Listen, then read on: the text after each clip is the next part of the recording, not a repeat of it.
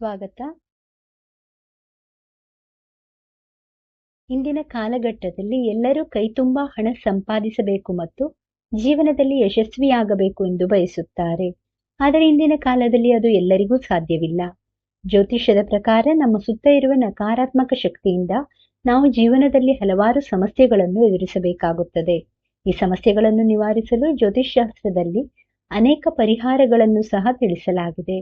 ಅಂತಹ ಪರಿಹಾರಗಳಲ್ಲಿ ಒಂದು ಈ ಲವಂಗದ ಪರಿಹಾರ.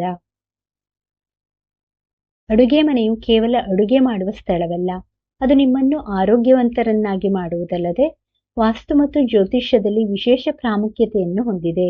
ಲವಂಗವು ಈ ವಸ್ತುಗಳಲ್ಲಿ ಒಂದಾಗಿದೆ. ನೀವು ಲವಂಗದ ಕೆಲವು ಪರಿಹಾರಗಳನ್ನು ಅಳವಡಿಸಿಕೊಳ್ಳಬಹುದು. ಇದರಿಂದ ನಕಾರಾತ್ಮಕ ಶಕ್ತಿ ದೂರವಾಗುತ್ತದೆ. ಇದರೊಂದಿಗೆ ದೇವಾನುದೇವತೆಗಳು ಬಹಳ ಸಂತೋಷ ಪಡುತ್ತಾರೆ.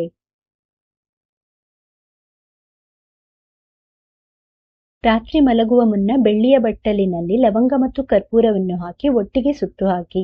ಹೀಗೆ ಮಾಡುವುದರಿಂದ ಆರ್ಥಿಕ ಸ್ಥಿತಿ ಸದೃಢವಾಗುತ್ತದೆ. ಮನೆಯ ನಕಾರಾತ್ಮಕ ಶಕ್ತಿಯು ಕಡಿಮೆಯಾಗುತ್ತದೆ.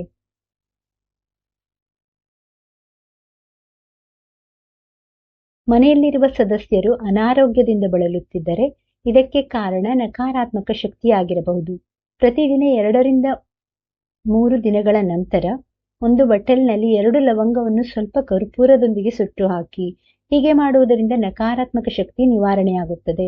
ಇದರೊಂದಿಗೆ ಬ್ಯಾಕ್ಟೀರಿಯಾಗಳು ಸಹ ನಿರ್ಮೂಲನೆಯಾಗುತ್ತವೆ.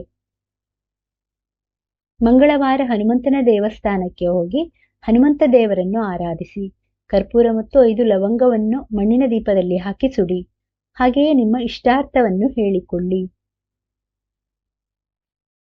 ವೀಕ್ಷಕರೇ, ಈ ಮಾಹಿತಿ ಇಷ್ಟವಾದಲ್ಲಿ ದಯವಿಟ್ಟು ವಿಡಿಯೋವನ್ನು ಲೈಕ್ ಮಾಡಿ, ಚಾನಲ್ ಅನ್ನು ಸಬ್ಸ್ಕ್ರೈಬ್ ಮಾಡಿ. ಕೇಳಿದ್ದಕ್ಕಾಗಿ ಧನ್ಯವಾದಗಳು.